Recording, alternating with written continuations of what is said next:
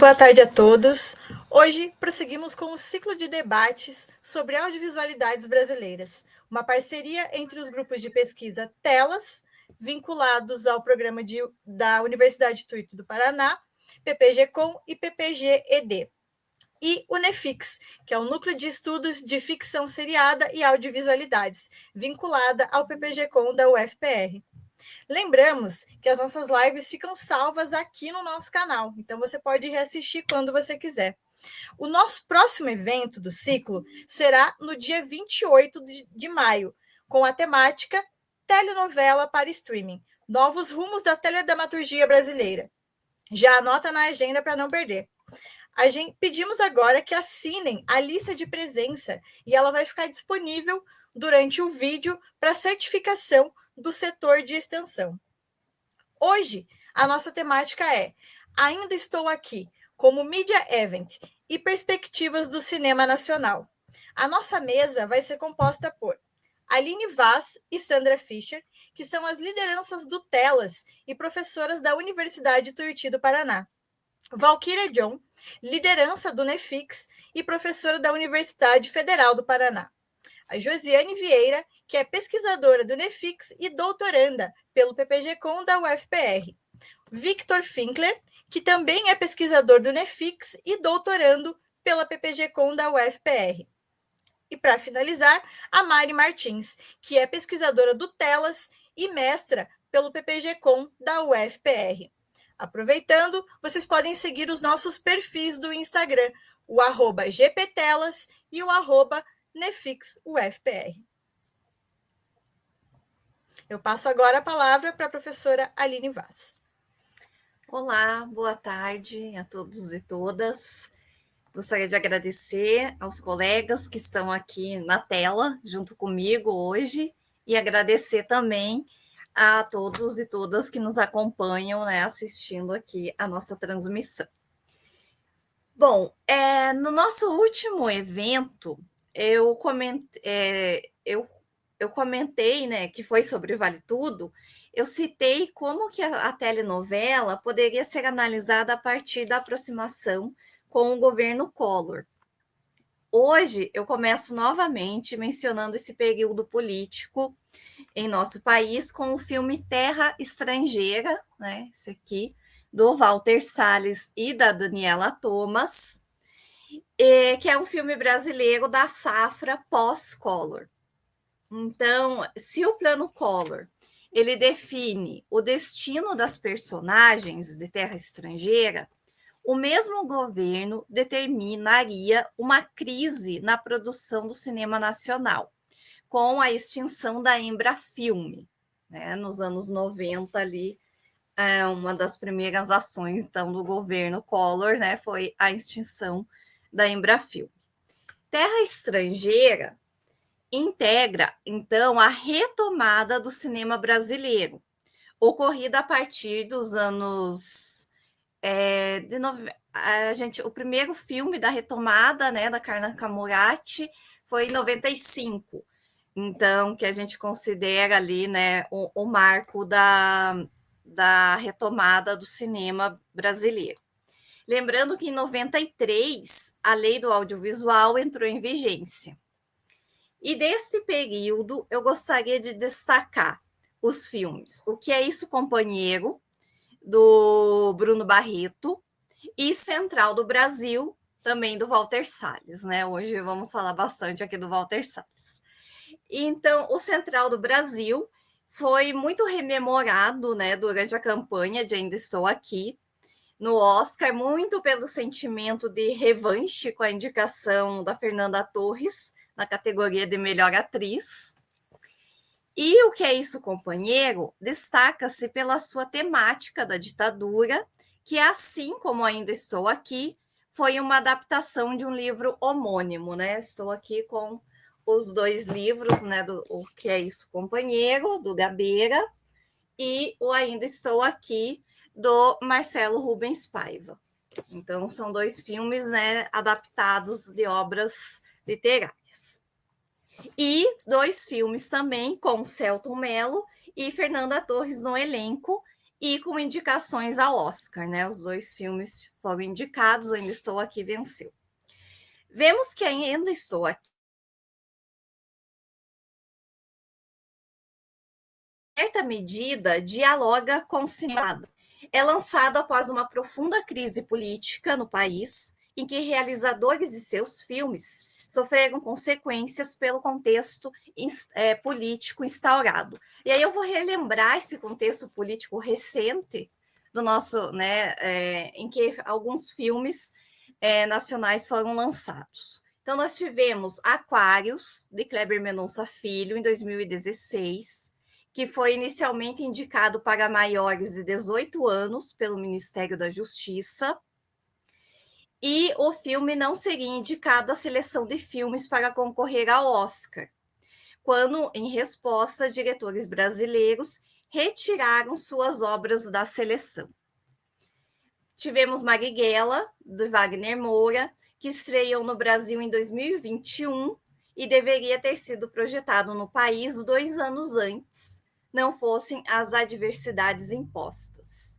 Nas palavras do diretor, as negativas da Ancine para o lançamento e depois o arquivamento dos nossos pedidos não têm explicação.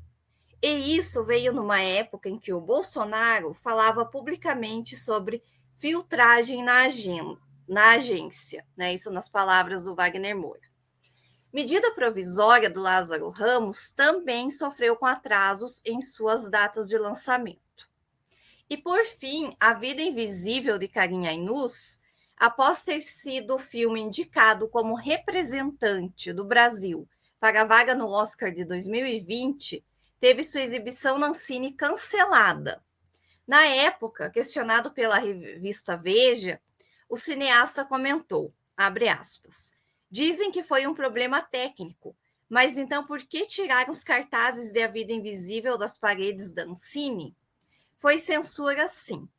Não podem cancelar a projeção de um filme num órgão público sem explicar o motivo. Fecha aspas. Ainda Estou Aqui é lançado em um contexto político em que o presidente do país celebrou o filme, né? Temos aí, então, um novo contexto acontecendo no lançamento de Ainda Estou Aqui. E aí o presidente Lula disse: hoje é dia de sentir ainda mais orgulho de ser brasileiro, orgulho do nosso cinema, dos nossos artistas e, principalmente, orgulho da nossa democracia.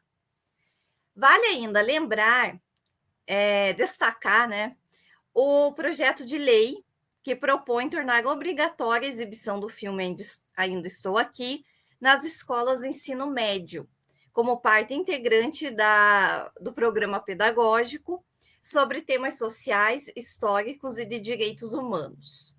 Mais do que vencer a premiação do Oscar, a mobilização midiática em torno do cinema permite abrir caminhos para a valorização de nossas obras, nossas histórias e o debate sobre a imagem que temos de nós mesmos.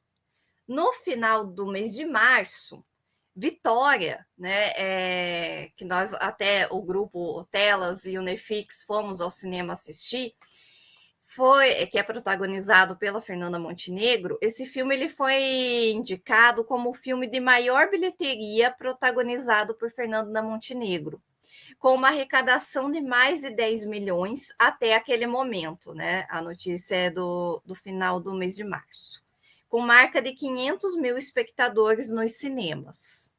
Efeito sintomático do acontecimento midiático que foi Ainda Estou Aqui, né? A gente às vezes pensa muito do Oscar ser um prêmio americano, né? Então a gente questiona muito também a importância desse prêmio, mas mais do que isso, né, eu acho que o que a gente vai olhar aqui hoje e a gente pode pensar é nesse alcance de público e de furar a bolha.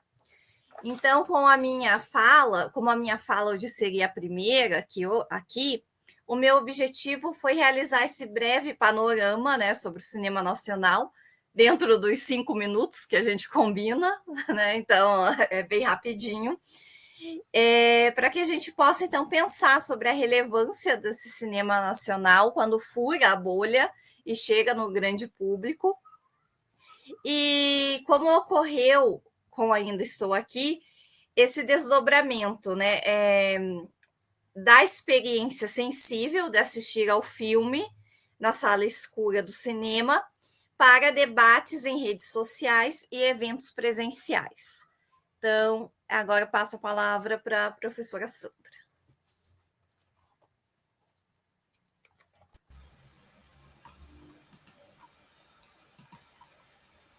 Estava tentando aqui ativar o som. Bom, boa tarde a todos e todas, os companheiros de mesa e as pessoas que estão conosco na plateia. Não tem muito a falar depois dessa retrospectiva tão instigante que a professora Aline nos traz. Então, eu queria apontar tratar de duas pontuações em relação a Ainda Estou Aqui. Uma delas, a primeira, seria enquanto produção, enquanto obra cinematográfica, né? E a segunda pontuação seria em relação ao marco diegético, né? na diegese fílmica. Falando do primeiro ponto, que seria o filme enquanto produção cinematográfica, eu gostaria de destacar, só para a gente refletir, né, pensar mesmo um pouco a respeito, que, de certa forma, Ainda Estou Aqui, veio algo tardiamente, né?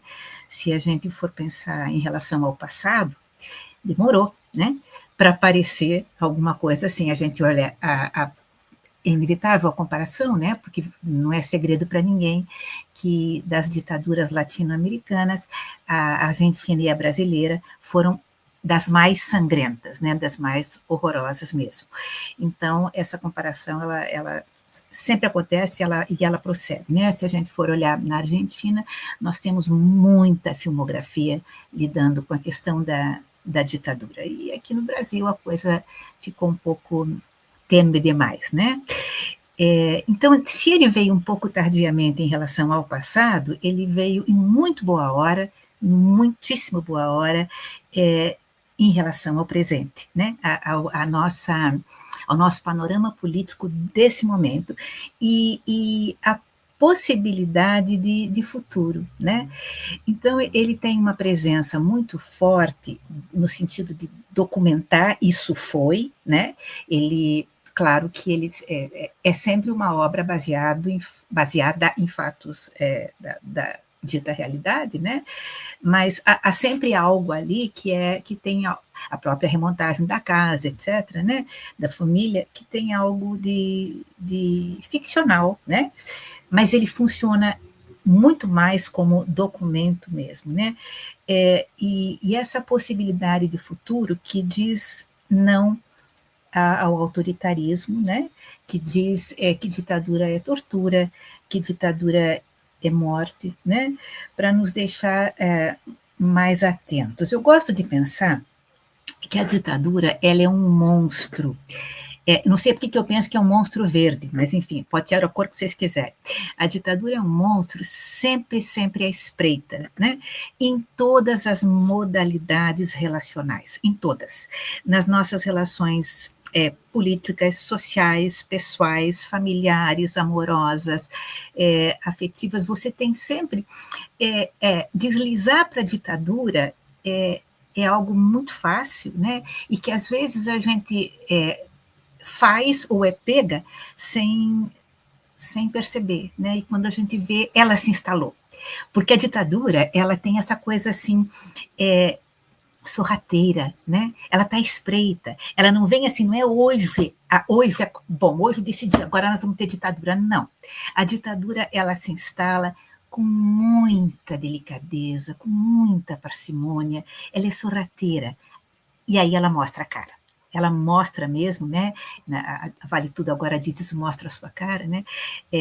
Quando ela mostra a sua cara, ela já vinha vindo há muito tempo, né? Então, me parece que esse filme ele tem esse poder de dizer, olha, vamos ficar atento, né? Em tudo, né? Para isso. como ele disse, né, diferentemente da Argentina, o Brasil varreu em muito para baixo do tapete a sujeira, a lambança toda da ditadura civil-militar, né, que a gente viveu e que tem sequelas até hoje, né?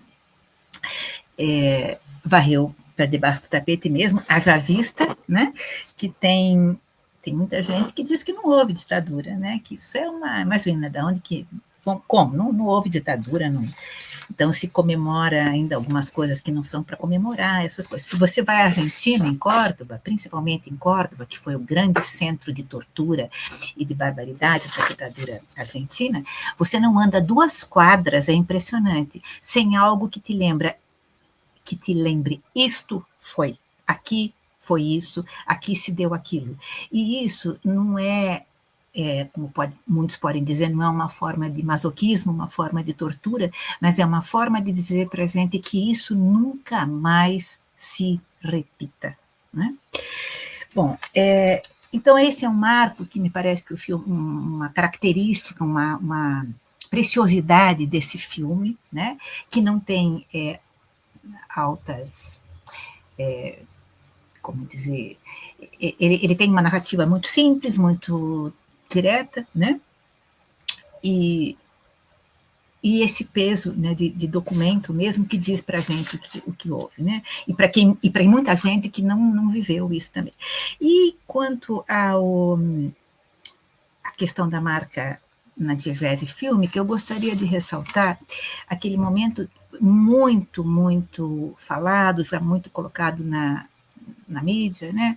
Que ele até quase que se esvazia um pouco, mas que quando você assiste ao filme por inteiro, ele tem um impacto muito grande, que é a hora da fotografia, né?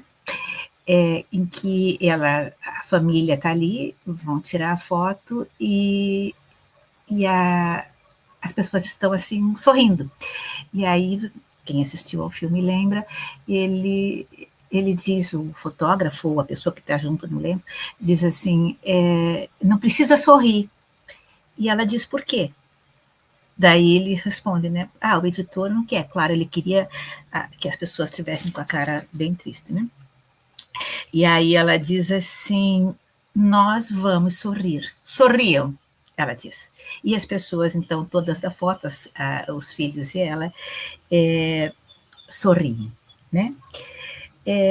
Então, ali você tem um marco que, de certa forma, remete à resistência, né? E ao futuro. Quer dizer, vocês nos vilipendiaram, nos mutilaram, mas, diferentemente do que vocês queriam, não acabaram conosco, né?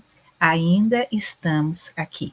Então, nós vamos sorrir, porque isso que se deu, isso que foi, tomara nunca mais. Né? Muito obrigada, era isso.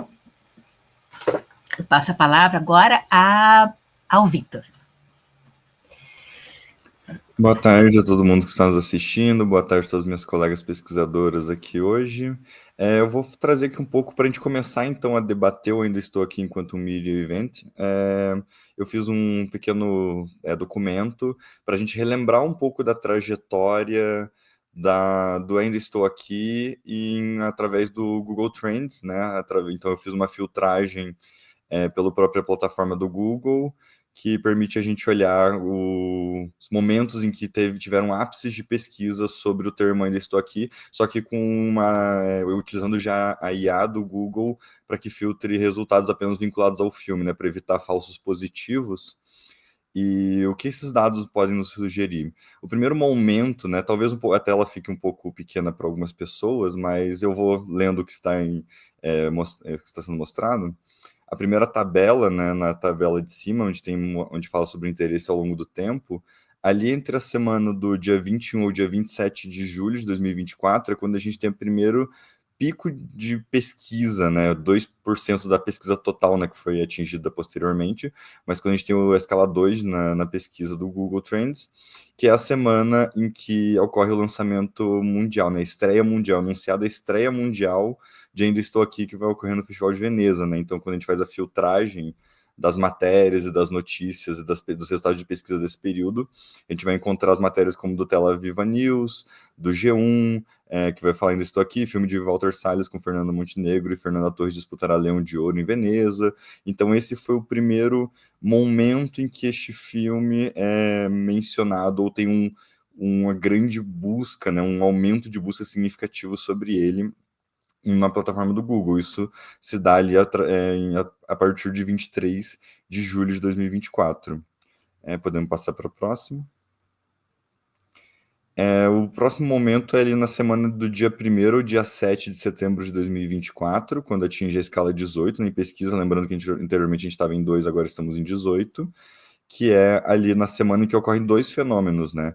Que é tanto o filme ser ovacionado no Festival de Veneza e ser premiado com o prêmio de melhor roteiro, porém, alguns dias antes ele ganha o seu primeiro teaser, né? O seu primeiro trailer oficial. Então a gente tem um momento de dois fenômenos ocorrendo ali na mesma semana. No dia 2 de setembro, o lançamento do primeiro trailer, e no dia 7 de setembro, o filme sendo noticiado que ele foi ovacionado e que ganhou o prêmio de melhor roteiro no Festival de Veneza. Então, eu não sei vocês, especificamente, quando vocês ficaram sabendo de Ainda Estou Aqui a primeira vez, comigo foi isso, foi quando eu vi uma matéria foi de algum jornal, se não me engano, foi da Folha de São Paulo, ou do Estadão no Instagram, que daí deu a notícia que o filme foi ovacionado em Veneza. Foi a primeira vez que eu fiquei sabendo sobre Ainda Estou Aqui na vida. Podemos passar? E então o terceiro momento de pico que existe de pesquisa é ali na escala 45, na semana de dia 10 a dia 16 de novembro de 2024, quando tem o lançamento nacional do filme, né, o lançamento oficial no Brasil, no dia 7 de novembro, mas porém, né, os dados vão aumentando conforme para alguns dias à frente, porque as pessoas vão indo assistir o filme, vão comentar, vão pesquisar, ou vão despertar algum interesse sobre, vão buscar sessões, vão buscar, sabe, ler críticas, vão buscar informações sobre o filme. Então tem esse efeito de alguns dias posterior ao seu lançamento, né, que foi no dia 7 de novembro. Podemos passar próximo.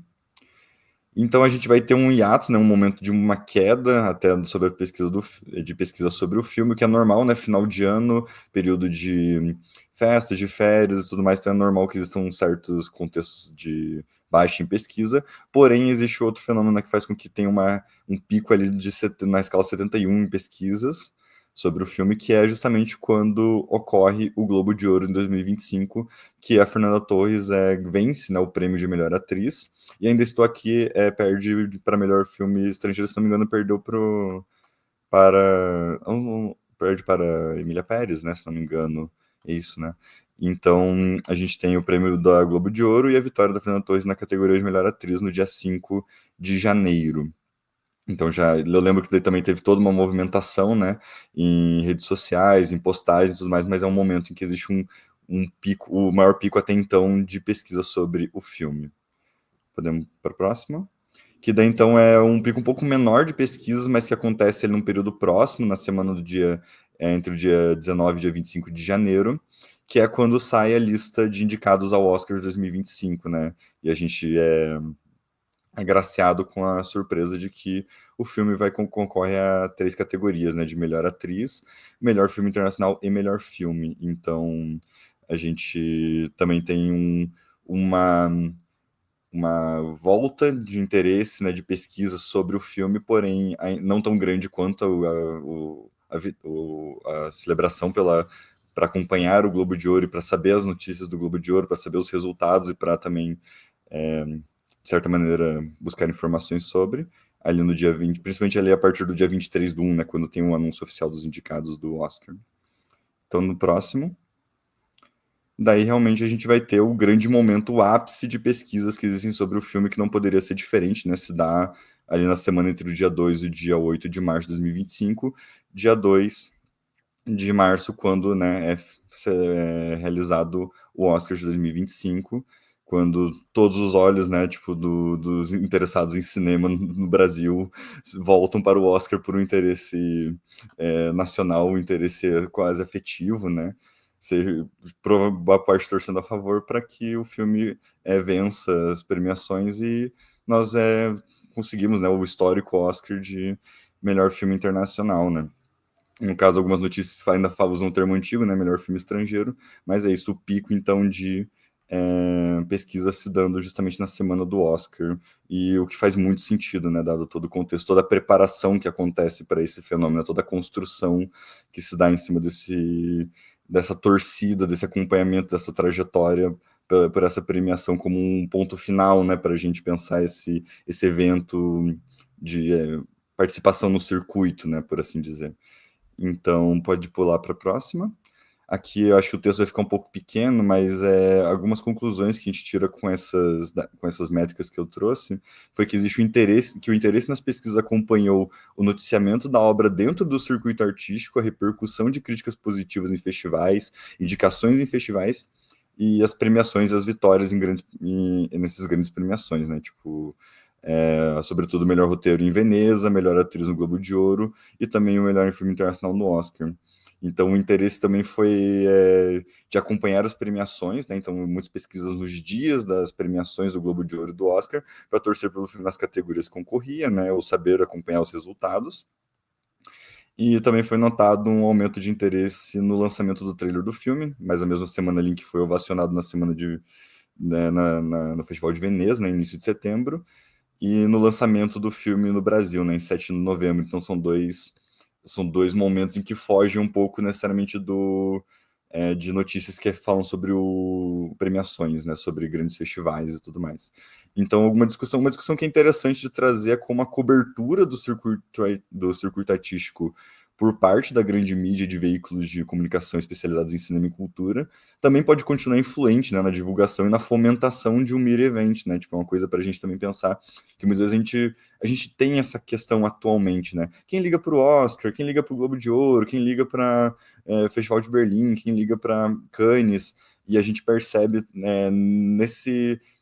quando é tornado pauta, quando tem uma cobertura, quando existe uma participação tanto da grande mídia quanto dos veículos especializados, quanto também, né, obviamente a gente vai falar também hoje em dia de outras formas de comunicação, de influencers, de outros canais que fazem divulgação desse tipo de conteúdo, desse tipo de eventos, mas a gente pensar como continua relevante para a construção, né, para uma construção de significado, de uma comunidade, de uma torcida e de a fomentação desse Media Event que a gente vai continuar conversando aqui ao longo dessa live. E é isso, muito obrigado. Então agora eu gostaria de passar a palavra para a Josiane. Oi, boa tarde. Sobre esse filme, ele é belíssimo, né? Ele é belíssimo em fotografia, ele é belíssimo na forma como ele contou a história da Eunice Paiva, mas tem alguns temas neles que eu gostaria de colocar em debate, né? Porque esse filme, em primeiro lugar, é um filme que trata de um período bem triste e turbulento em nosso país, e como bem falou a professora Sandra, o Brasil não é um país que foca muito nessas histórias frente aos outros países, né? Quando se fala de guerra, de governo militar, de todos esses temas, a quantidade de material que a gente tem no exterior é muito mais vasto do que a gente tem no Brasil. E o primeiro apontamento que eu gostaria de fazer é que esse filme, ele é um filme que eu enquadro na minha tese como um filme de guerra, né? Eu estudo cinema de guerra, e eu enquadro isso com base num autor chamado Visacro, que ele é um militar e ele estuda sobre os conflitos bélicos que nós temos. Então, todo conflito interno, ele também caracteriza como uma guerra quando tem uma quantidade de mortes, quando tem uma infinidade de armas, ele categoriza como guerra. Então, primeira coisa, né? O governo militar, a ditadura que nós tivemos, foi uma guerra que nós tivemos aqui dentro do país, por mais que não se fale dessa forma, foi. E quando a gente vai estudar filmes de guerra, a gente sabe que a quantidade é mínima, né? Eu fiz uma seleção grande sobre isso, e se tiver 10 filmes, são muitos, né? Então, incluindo esses filmes que não são, né, por algumas pessoas considerados guerra, ou seja, a gente não trabalha esse tema com a quantidade e com a qualidade que a gente deveria trabalhar. Mas, por outro momento, sempre quando esses filmes são lançados, historicamente, a gente começa a analisar a questão que nós estamos vivendo atualmente, né? E realmente eles são lançados sempre em momentos de turbulência política, né? Muito por causa de apoios, como bem a professora Aline falou. Às vezes, em algum governo não tinha tanto apoio para o filme atrasa, e quando ele é lançado no momento em que está mais favorável para esse debate. Tanto o Walter Salles quanto o Sérgio Rezende são duas personalidades do nosso cinema nacional que eles gostam de trabalhar esses temas. E eles gostam de trabalhar o governo militar e também gostam de trabalhar a questão desses personagens da nossa biografia, que são importantes, mas não são tão conhecidos do grande público.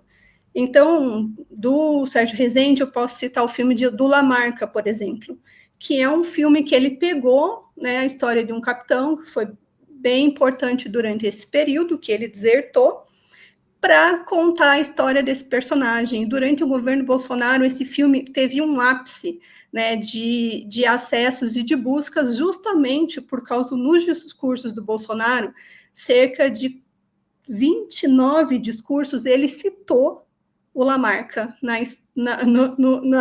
no enredo do que ele estava falando, que às vezes não tinha nada a ver com o assunto, mas ele citou. Então, as pessoas foram em busca de quem era esse Lamarca, e o filme, que já tinha feito muito sucesso na época, inclusive, teve manifestações de militares para que ele não fosse exibido, ele retornou e voltou-se a discutir esse tema. Agora, a questão da Eunice Paiva também voltou, né? Foi uma pessoa extremamente importante para aquele momento. Ela foi importante durante e depois, né? Porque ela teve uma série de questões focadas no direito, em questões ambientais, ela se tornou referência em vários setores, mas a grande população ainda não conhecia. Então, o resgate desses personagens que foram importantes é muito rico quando o cinema cuida disso. Por outro lado, essas questões desses filmes serem exibidos em escolas, a gente também tem que entender que tipo de filme vai ser esse, porque, como bem a professora Aline falou, esses filmes são representações, né? E eles não são a história real. Se eu for citar para vocês um filme sobre a Segunda Guerra Mundial, por exemplo, a gente tem um filme muito interessante, que é Estrada 47, que é um filme que conta a história da força expedicionária durante o momento de conflito. É o único filme do Brasil que a gente tem, que não seja documentário, que fala sobre a história dos expedicionários em guerra. Só que essa história nunca existiu, né? A Estrada 47 nunca existiu essa missão, nenhum brasileiro foi para ela, não teve desminagem em nenhum momento. Ou seja, se a gente fosse utilizar esse filme para contar a história dos expedicionários na Segunda Guerra Mundial, que história a gente ia estar contando, né? Seria uma história completamente inverídica. Por outro lado, tem algumas questões da guerra que a gente também não discute, né? Isso é até um tema meio complicado, porque eu sou militar, né? Eu sou militar da reserva, e não defendo, nunca defendi, nunca vou defender o que aconteceu durante o governo militar, mas eu também sei que quando a gente está num conflito, todo mundo atira e todo mundo quer eliminar o inimigo.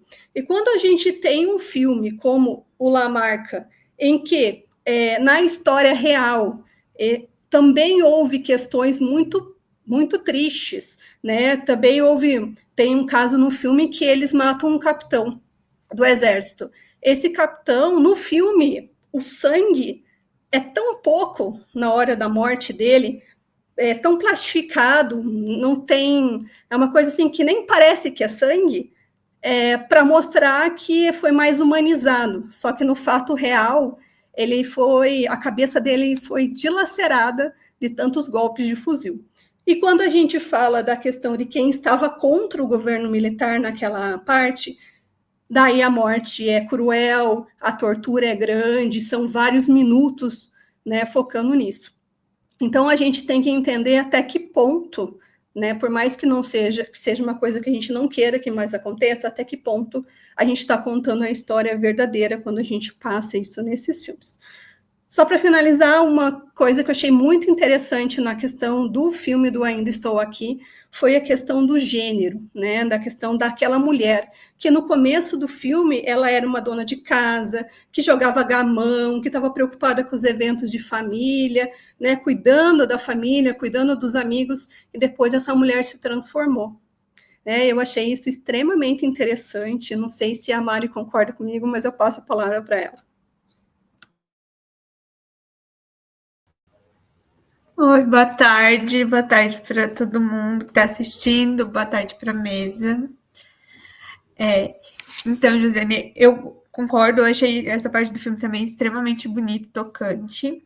E a questão do gênero, assim, como um todo, não só no Ainda Estou Aqui, mas em vários filmes que até já foi comentado aqui por outras pessoas, me toca bastante. E foi uma questão que eu pensei bastante quando a gente peguei os materiais que foram levantados para a gente trabalhar nessa live, foi uma coisa que eu pensei bastante. Quando a gente pensa nesses filmes que foram trabalhados no cinema de retomada, né? E agora, nesses filmes que surgem, assim, nesse pós-governo Bolsonaro, eu fico pensando, a questão de gênero, para mim, eu consigo ver muito agora. Não que nesse cinema de retomada ele surge muito. Só que eu vejo agora mais diretoras, para mim. Eu não tenho um grande conhecimento de cinema no cinema de retomada. Mas nesse agora eu vejo mais diretoras, eu vejo mulheres à frente. Enquanto personagens dentro do cinema, daí a gente tem a Eunice, né? E a própria Vitória, né? Que a gente assistiu o filme, a gente viu. Só que daí eu fico pensando, dentro, não só nesses filmes de grande acesso, né? De grande bilheteria, que vai vir nesses eventos que a gente está de grande divulgação e que está levando o público, né, a ter esse afeto pelo cinema nacional, a ir ao cinema, a se apostar que está no cinema, a se entreter, a gostar e a se envolver e quem sabe, né, nutrir uma relação e fomentar mais o cinema nacional, daí pode ser que surjam mais oportunidades para que o cinema de gênero, né, e que outros, possivelmente diretores, possam ter mais acesso também e produzam. E eu penso nesses outros diretoras que possam ter acesso, né? E daí, obviamente, também tem outros diretores que não são iniciantes, enfim, como a Ana Mulaert, enfim, que já estão há tanto tempo produzindo e que tem aí grandes produções e com mulheres, né? E em grandes papéis e que para mim faz muito sentido que ganhem cada vez mais destaque.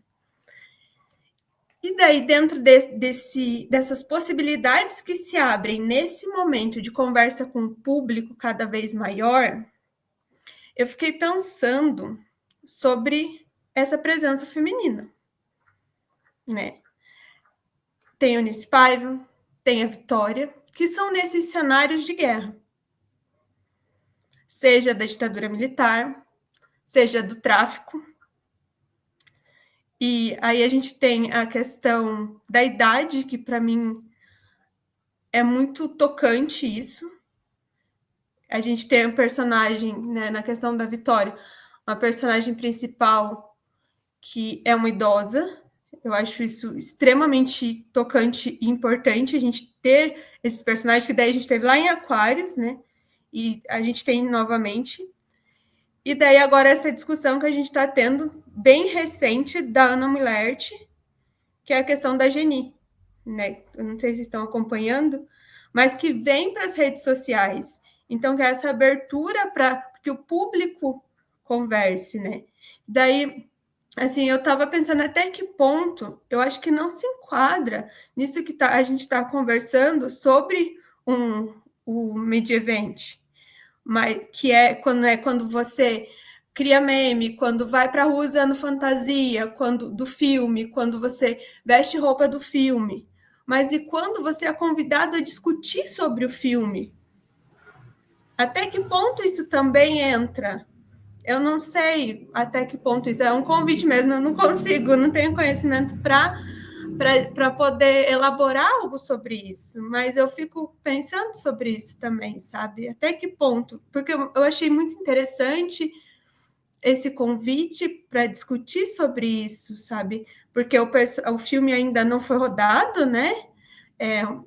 Da Geni Zeppelin, e a partir do momento que a atriz foi escalada, a comunidade trans se levantou e demonstrou um descontentamento, e a diretora se colocou à disposição para ouvir, enfim, e foi tomada uma decisão de vou dar um passo atrás, trabalhar, retomar esse roteiro e, de repente, refazer, escalar outra atriz para fazer.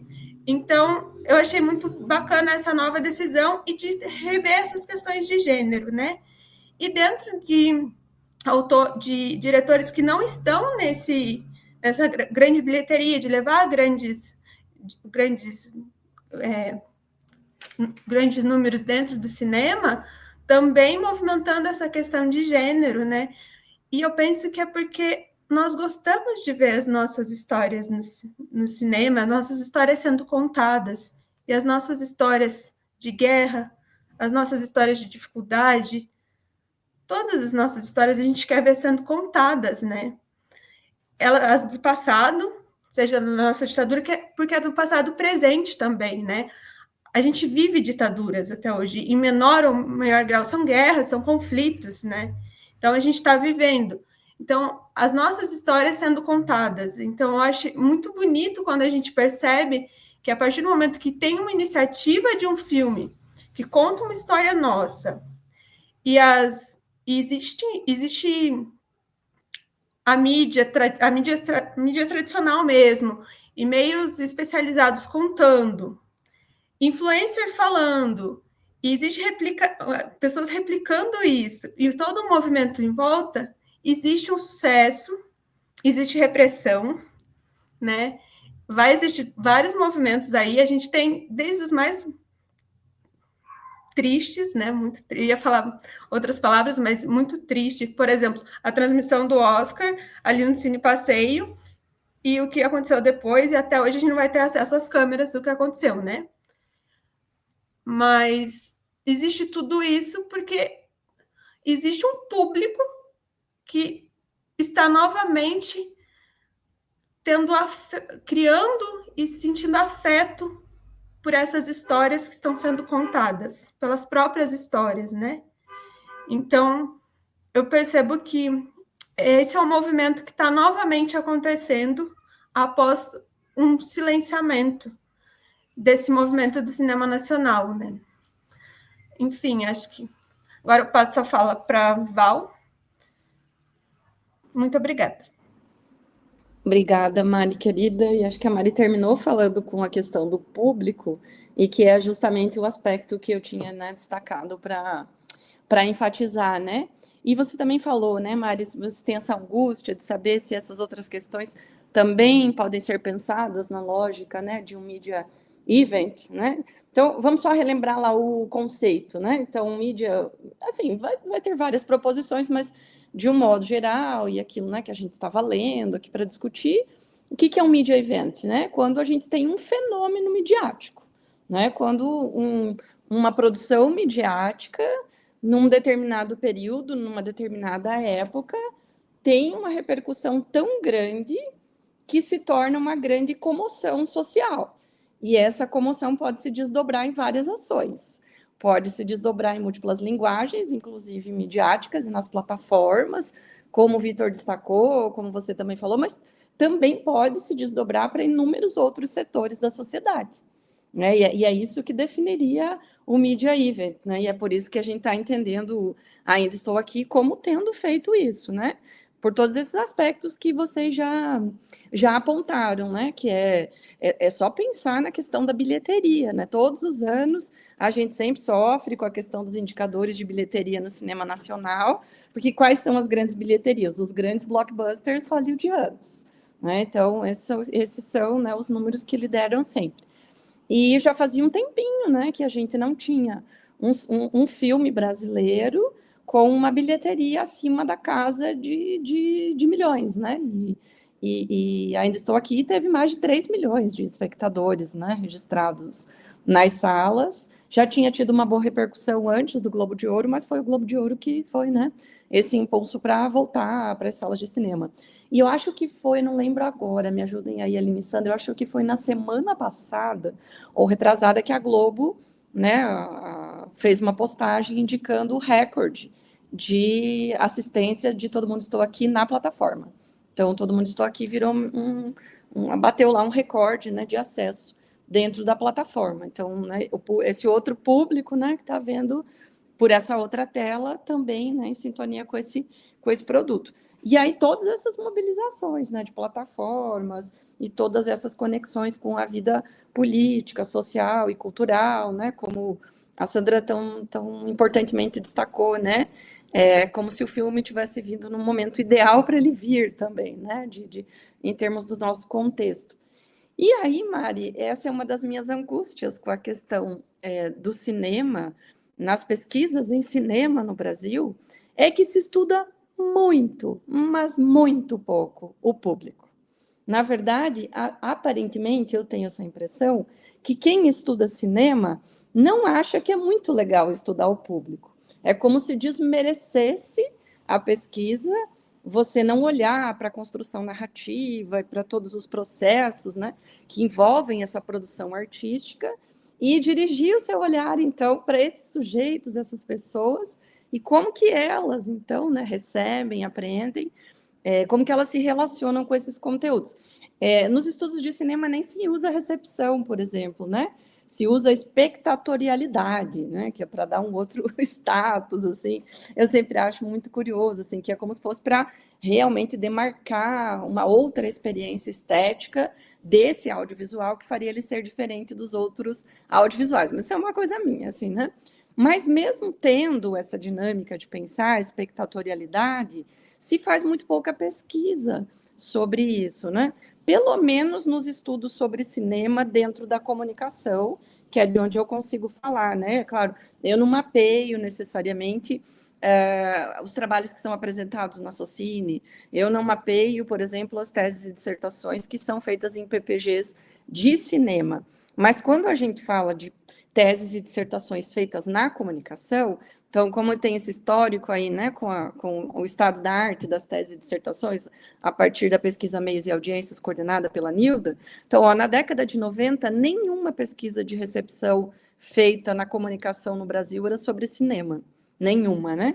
De 2000 a 2009, de mais de 200 teses e dissertações, das mais de 4.000 que foram feitas naquele intervalo, 200 e poucas lá eram estudos que envolviam os sujeitos, o público. Dessas, só 9 eram sobre cinema. Depois, de 2010 a 2015, que são mais de 5.000 pesquisas também, e são, agora não lembro, acho que 171 que eram de recepção, só 7 eram sobre cinema. E no último Meios e Audiências, né, que é o do ano passado, de 2024, que é sobre o fechamento da década, 2016 a 2020, só 11 trabalhos eram sobre cinema. E nesse intervalo de tempo, a gente tem que pensar que são mais de 5.000 teses e dissertações, das quais apenas 11 discutiram o que o público pensa, discute, entende, sente quando a gente está falando de cinema. Eu lembro que eu participei de uma banca de Murantana da Aline, inclusive, né, no mestrado, que ela discutiu esse momento de passagem de volta da pandemia e o que né, levava as pessoas ou não aqui em Curitiba a irem ao cinema. e se a pandemia também tinha não agravado essa não ida ao cinema. Então, é claro que tem múltiplos fatores, né, da experiência com a tela grande. A gente ficou super feliz, como uma atividade, né, dos nossos 2 grupos, de ir ao cinema, ao Cine Passeio, e assistir Vitória, no meio da tarde, encontrar uma sala cheia, né, então, um público, né, bastante grande para aquele horário, para aquele dia da semana, o que é muito legal. Mas é óbvio que tem alguns indicadores, né, assim, de métricas daí do público, né, que mostram diminuição nas idas às salas de cinema, e quando a gente fala de cinema nacional, sempre, né, uma relação menor de assistência desses filmes quanto a filmes, principalmente dos Estados Unidos e de outros países. Mas, ao mesmo tempo que a gente tem esses dados, aí ele gera uma série de reflexões, de discussões, mas, ao mesmo tempo, eles não se refletem em estudos mais qualitativos e mais detalhados para tentar entender o que leva a ser um media event, né? Então, tem a ver com as premiações realmente? Não sabemos, porque a gente não tem o público, porque a gente não tem estudos com o público. A gente pode ver o público de forma indireta, né, pelos seus rastros digitais nas plataformas, ou pode interagir diretamente com esses públicos, ou poderia fazer, né, outras várias ações, ir lá no Cine Passeio e conversar com as pessoas no final do filme para entender por que elas foram. Mas o fato é que a gente tem pouco, muito pouco isso. E eu acho que esse é um dos problemas, para pensar assim, sobre os significados e o impacto do cinema nacional. Eu acho que ao longo de toda a história do cinema nacional, a gente teve muitas reflexões, discussões e tensões sobre o que explica ou não as pessoas irem ou não irem, gostarem ou não do cinema nacional, quase sem ouvir os sujeitos, quase sem ouvir o público. Então, me parece que são mais conjecturas. A partir de uma espectatorialidade de pesquisadores, produtores e críticos de cinema, do que necessariamente da imensa parcela da sociedade brasileira que consome, né? Porque o cinema é um consumo cultural. Eu adoto a classificação do Canclini de que o cinema é uma experiência cultural e que a ida ao cinema é uma prática de consumo cultural. E aí tem a fruição estética, tem todos os outros processos. Mas me angustia que mesmo num media event, não sei, vamos ver agora, nos eventos desse ano, né? Nos eventos que a gente costuma ir e tudo mais, se vão aparecer trabalhos falando de Ainda Estou Aqui pela perspectiva do público. A minha hipótese, pela experiência, né, acumulada de analisar nas últimas 4 décadas as pesquisas, e inclusive olhar para outros materiais, anais de eventos e tal, é que não, se aparecer vai ser muito pouco. Mas a recepção dá mais trabalho, de fato dá mais trabalho, mas é talvez a única maneira de entender tudo isso que inclusive nos angustia, como produtores, pesquisadores, consumidores, né, do cinema brasileiro, de efetivamente entender qual é a relação do brasileiro e da brasileira com o seu próprio cinema, e acho que a gente tem muito pouco. E acho que mesmo no Media Event, como foi, Ainda Estou Aqui, nós não vamos ter muitas reflexões nesse sentido. É um pouco de provocação e um pouco de convite também, gente, para, inclusive, né, nós, nos nossos grupos, quem sabe a gente também olha um pouco para essas outras questões, né? Não sei, né, ver o que mobilizou as pessoas a irem fuçar no perfil da Sofia Gascon e descobrirem os podres todos, mobilizadas, né, pela ânsia da premiação que vinha do Oscar. Não, tô de zoeira, né? Essa da parte é que ninguém pode mexer com o brasileiro nas redes sociais, né? Portugal sabe muito bem disso, por exemplo. Mas, enfim, pegando a questão da zoeira, de realmente entender, né? Por que mais de 3 milhões de pessoas foram ao cinema? Por que não foram mais? É muito para um cenário de um consumo que costuma ser baixo, mas é pouco, né? Pensando no comparativo com outros tipos de filmes e outros produtos audiovisuais. Mas acho que a gente vai continuar sempre tendo poucas pistas e poucas possibilidades de refletir sobre os impactos. Eu não sei se impacto é a melhor palavra, porque cultura não tem que ser isso, né? Nem bens culturais. Mas sobre os sentidos, né? Sobre a circulação de sentidos, porque a gente não sabe, a gente não ouve o público ou a gente não tensiona o suficiente o público. Se vocês pensarem comigo que em 4 décadas de teses e dissertações da área da comunicação, a gente não tem nem 25 trabalhos estudando cinema é bastante triste, né? Então, eu acho que é um media event, e mesmo assim tenho a impressão que não vai mobilizar essa discussão. Daí, talvez essa seja a minha angústia, né? Com esse cenário, com essas questões que envolvem, né, as produções de sentido.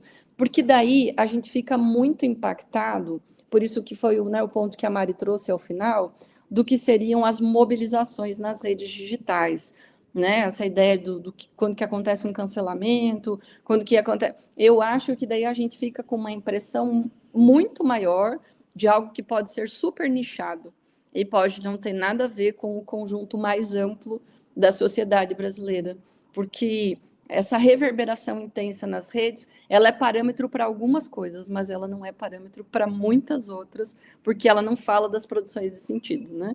Ela não vai ali na cotidianidade e ela exclui, né, um montão de gente que não vai estar em nenhuma dessas curtidas, em nenhum comentário da página do Oscar, em nenhum tweet, nada disso, né? E onde estão essas pessoas? Elas viram ou elas não viram? Qual é, né, a visão delas sobre? Então, acho que esse é um ponto importante também para a gente pensar sobre, né? E talvez até para a gente incluir, assim, em discussões futuras, né? Essa relação mesmo dos sujeitos com o cinema brasileiro. Acho que é isso, gente. Vamos ver agora aí, né?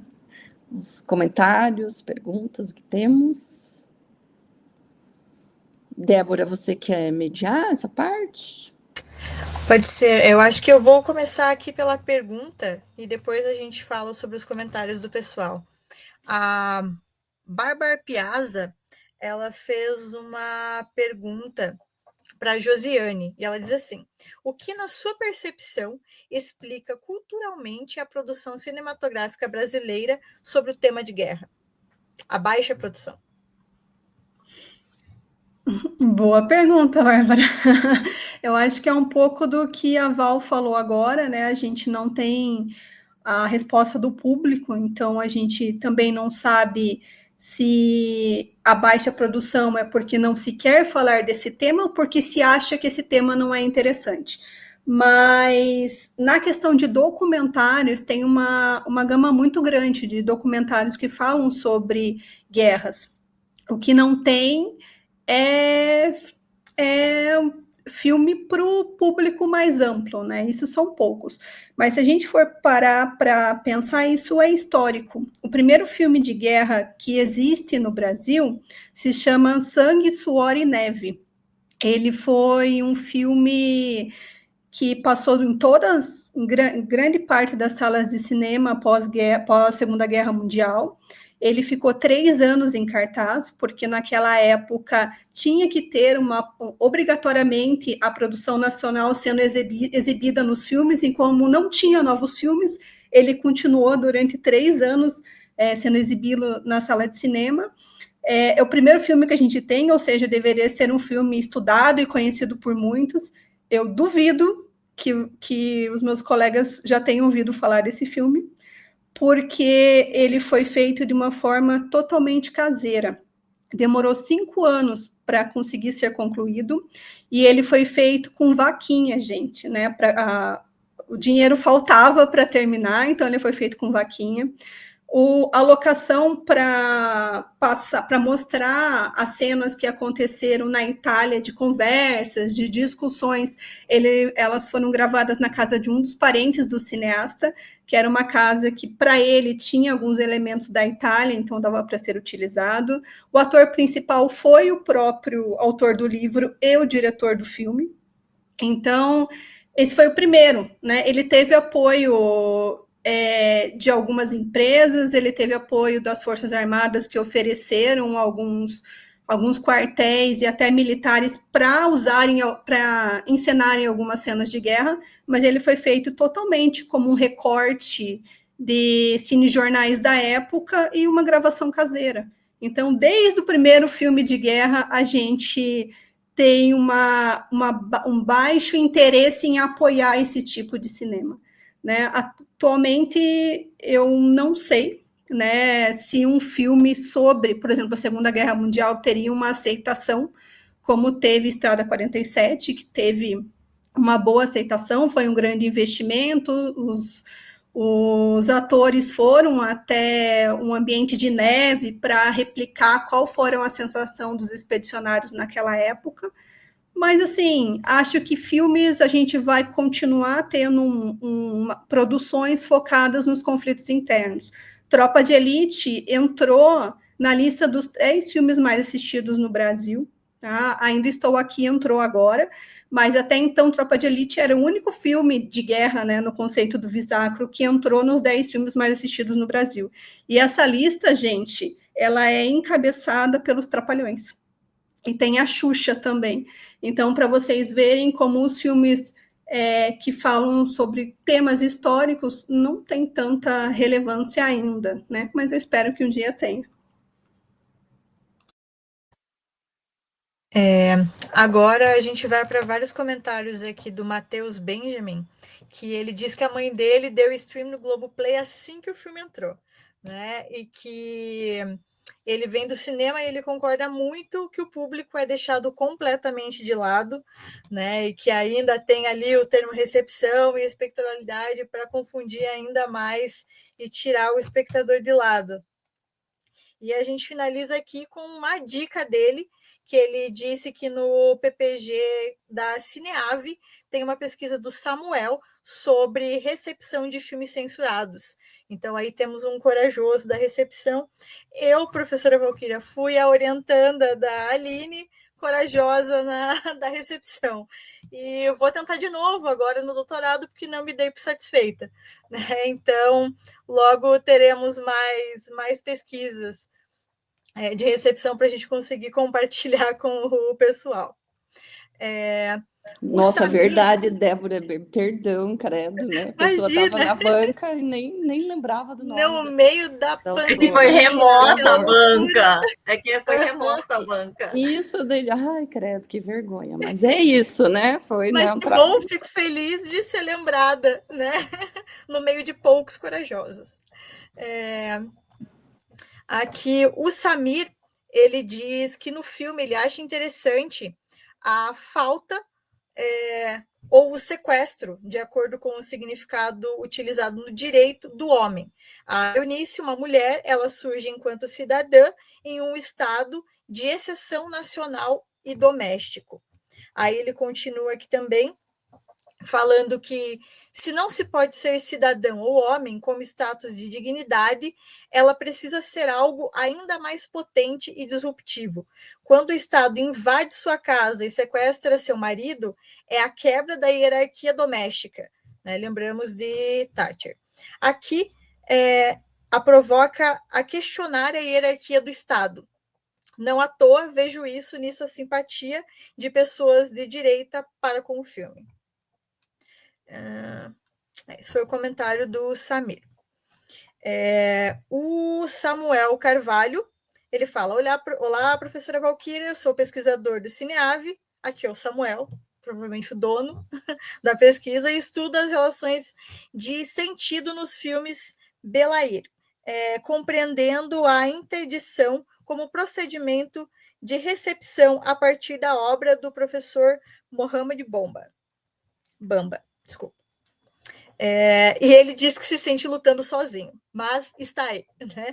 Então, você não está sozinho, Samuel. Estamos aí.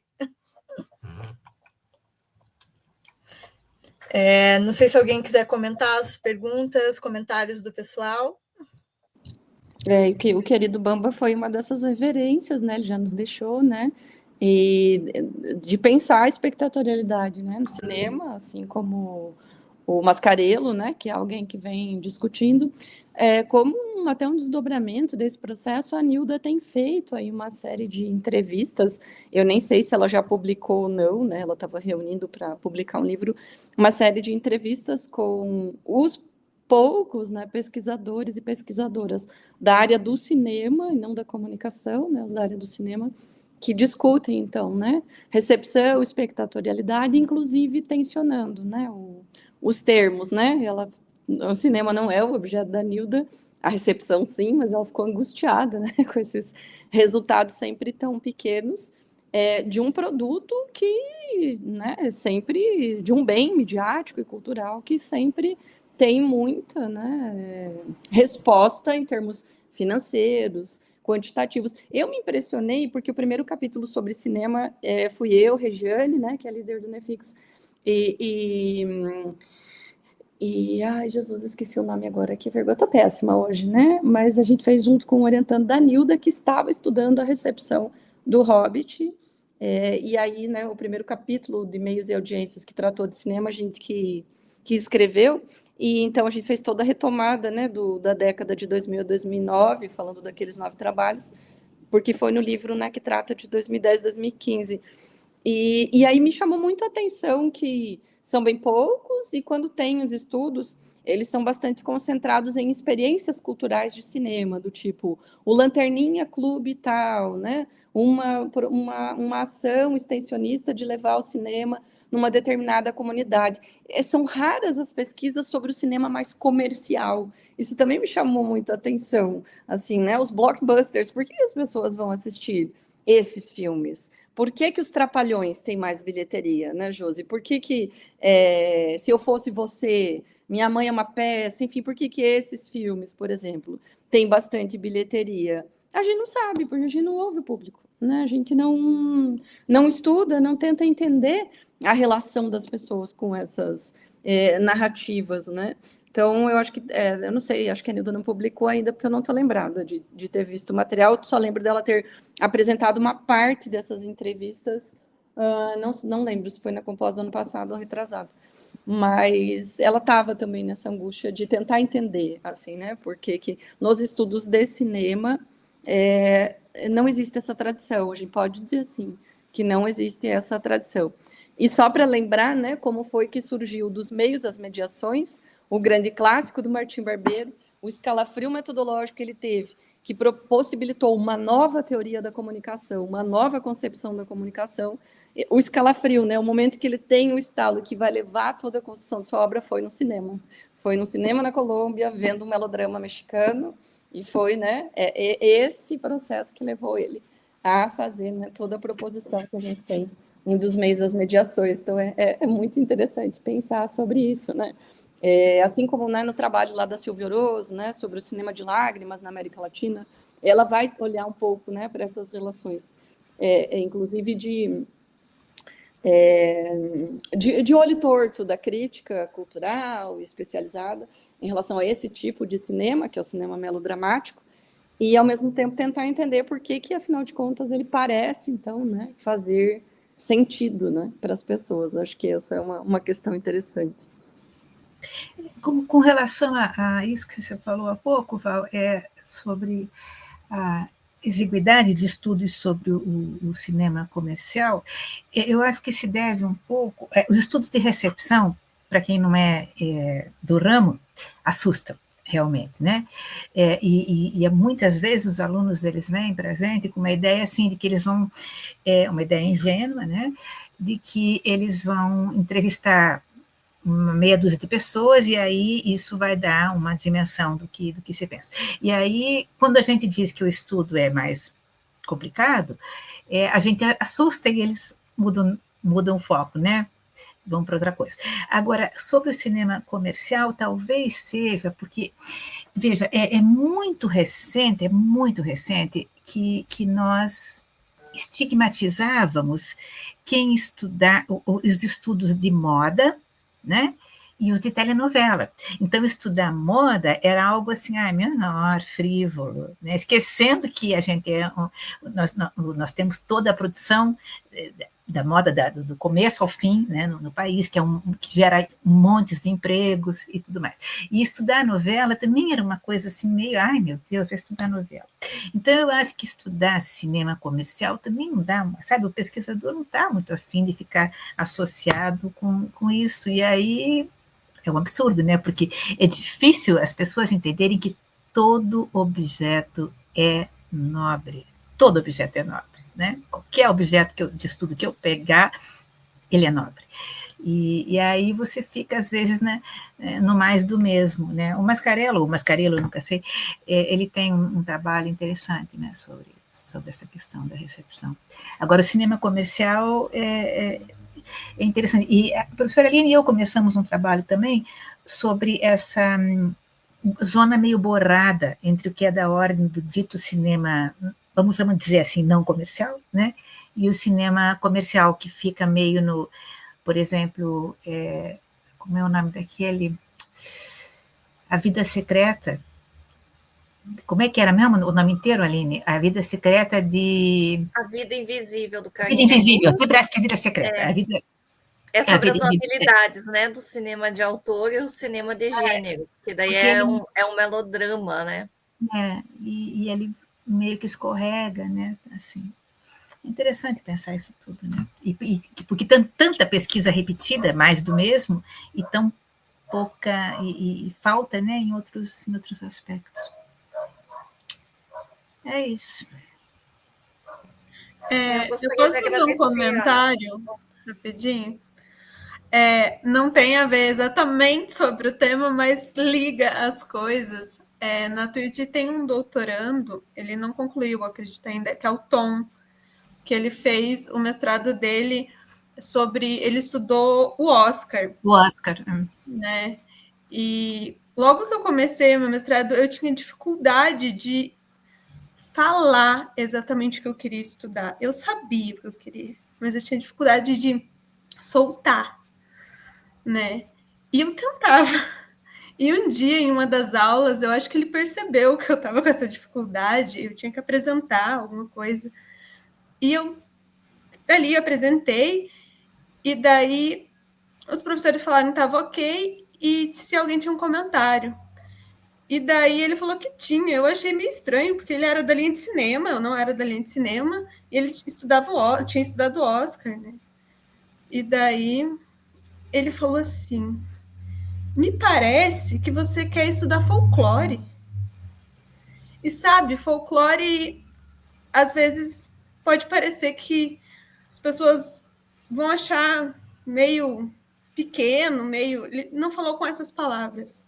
Eu tinha isso quando eu comecei minha pesquisa. Porque parece que era pequeno, as pessoas iam achar bobo eu querer estudar Oscar. Ele falou, pega a tua estatueta.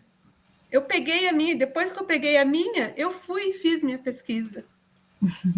E depois que ele falou isso, eu me senti tão livre para fazer a minha pesquisa, e foi tão bom.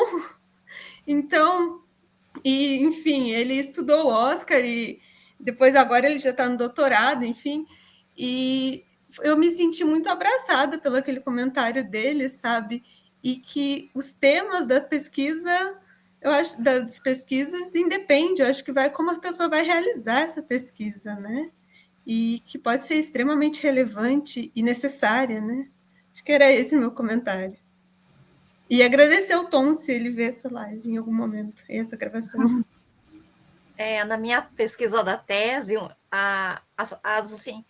as críticas que eu recebi sempre foram voltadas para os meus objetos, que era a Lucrécia Martel, que aí é um cinema mais sensorial, mais poético, e por que eu pesquisava também o Pablo Trapero, que daí já faz um cinema de gênero, né? E o pessoal fala, algumas pessoas criticam, porque ele faz cinema para festival, então achavam assim, que estava cometendo um crime de, né, colocar a Lucrécia Martel com o Trapero na mesma pesquisa.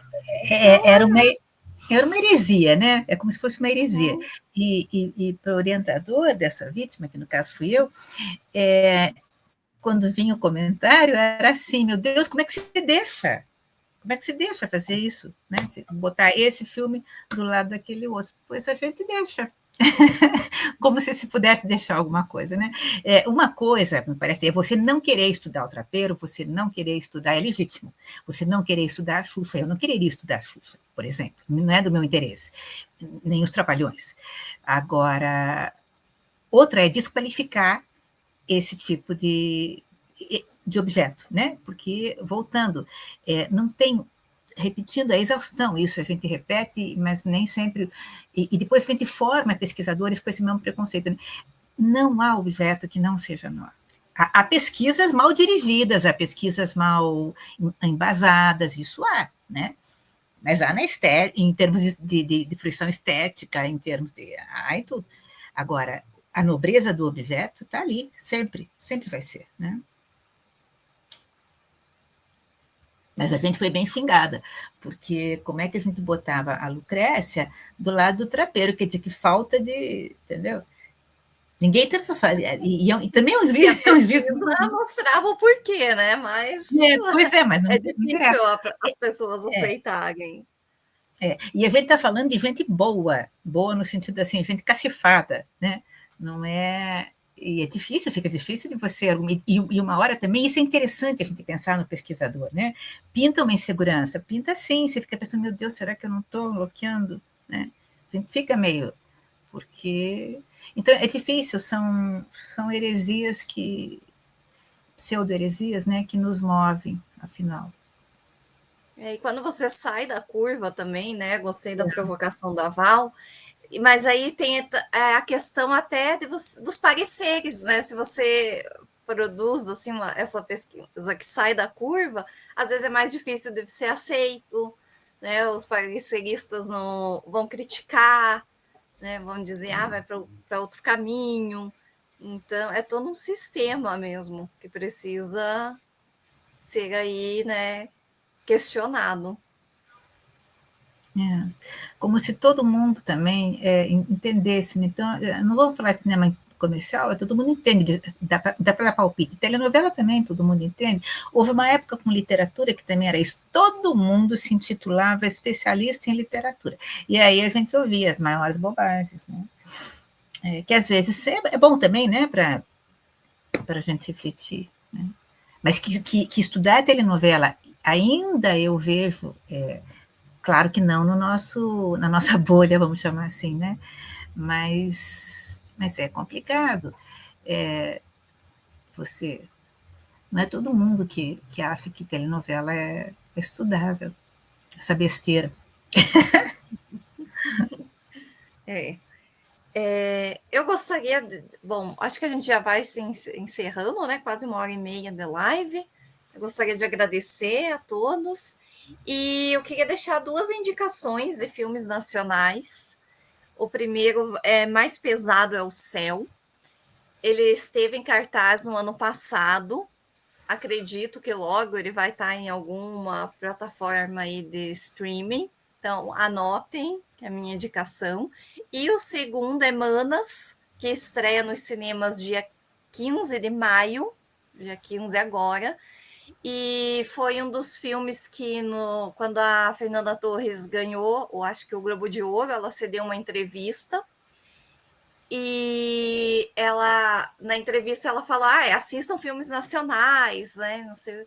E ela citou Humanas, né? Então, eu tinha acabado de ver, eu tinha visto no Festival do Rio, e tinha adorado o filme. Quando ela mencionou Humanas, fiquei emocionada, né? Porque é um filme muito lindo. Então, quando tiver nos cinemas aí dia 15, né? Que estreia, assistam, que acho que todo mundo vai gostar também. A gente pode até fazer uma live sobre ele, que rende. E são esses 2 filmes, né? A gente falou aqui da questão de gênero, né? Então, são filmes que tratam dessa questão também. Então, fica a dica. A professora Val e eu estaremos no Simpósio Internacional de Comunicação e Cultura, na Mackenzie, em São Paulo, no dia 6, agora próximo, e nós vamos apresentar a pesquisa Cinema Brasileiro, Ditadura Militar, Imagens de Ambientes Domésticos, Paisagens Anestésicas e Espaços Estésicos, que tem como recorte, né, o que é isso, companheiro, e ainda estou aqui, e a provocação da Valquíria já fica para o nosso trabalho também, porque não tem estudo de recepção, são sobre, né, as questões estéticas dos filmes, da produção de sentido. Então, fica aí também para nós, né, Valquíria, a provocação para prosseguir com essa pesquisa aí, com outra abordagem também. A Cris está fazendo um comentário interessante aqui que eu queria dizer, a última parte, é todo objeto de pesquisa. Cris, tá? Mas ela diz a ditadura da academia. A gente brincou um pouco sobre isso hoje à tarde, né? Olha, devia ser uma live interessante a gente arriscar falar da ditadura na academia, né? É um risco, é um riscão, mas a gente podia fazer uma sobre isso. Sim, muito obrigada, viu? Oi, desculpa. Quem quer falar? Porque, né, os alunos já percebem isso, eles sofrem, né, com as suas angústias, como a Mari compartilhou. E porque a gente realmente tem, né, várias pressões. A Aline também comentou, às vezes até de financiamento, né? A gente sofre, às vezes, para concorrer em alguns editais e tudo mais, porque quando você vai lá olhar as temáticas, né? Primeiro as áreas, né? Mas quando daí envolve a possibilidade da comunicação, você vai ver as temáticas, né? Algumas temáticas como as que nós trabalhamos, que envolvem mais a cultura, né? Os processos de produção de sentido, as construções estéticas, enfim, elas acabam sendo vistas de um modo geral, né? Como, entre aspas, tá, gente, menos relevantes, né? E elas vão ter mais E é curioso, né? Porque na área da comunicação, eu me lembro que eu me sinto marginal quase sempre, né? Mas quando eu comecei a tentar fazer aderência na comunicação, tudo é difícil porque você lida com a dimensão estética, então, porque o cinema ele se aloja na artes, né, e na comunicação. Então, eu pensava assim, bom, eu devia estar na artes. Daí, quando eu estava na artes, eu também me senti um pouco fora peixe fora d'água, né? Mas é interessante que na comunicação você não tenha, né, esse tipo de estudo assim de recepção, ou de espectador. Eu não nem sei falar essa expressão, espectador, tenho que pensar para falar, vou aprender, daí outro dia eu falo. E, e sobre o cinema dito comercial, né? Também é bem interessante. Olha, mas eu queria agradecer muito aos comentários, foram muito bons mesmo os comentários todos, e agradecer a Débora, né, que foi aí a nossa mediadora, tá bom? Agradecer também quem estava aí, né, nos assistindo, participando dos comentários, né, dessas provocações e reflexões. E, enfim, né, dizer que foi de novo um prazer, agradecer aí aos nossos discentes, né, Sandra, Aline, né, que é sempre esse momento também, né, de vir aqui, pôr as suas próprias reflexões, as suas pesquisas, né, intenções. Então, também super agradeço e só reforçar lá o convite que a Débora fez no começo para o dia 28, que daí a gente vai falar, né, da telenovela no streaming e fechar esse nosso primeiro ciclo. Que isso, que bonitinho.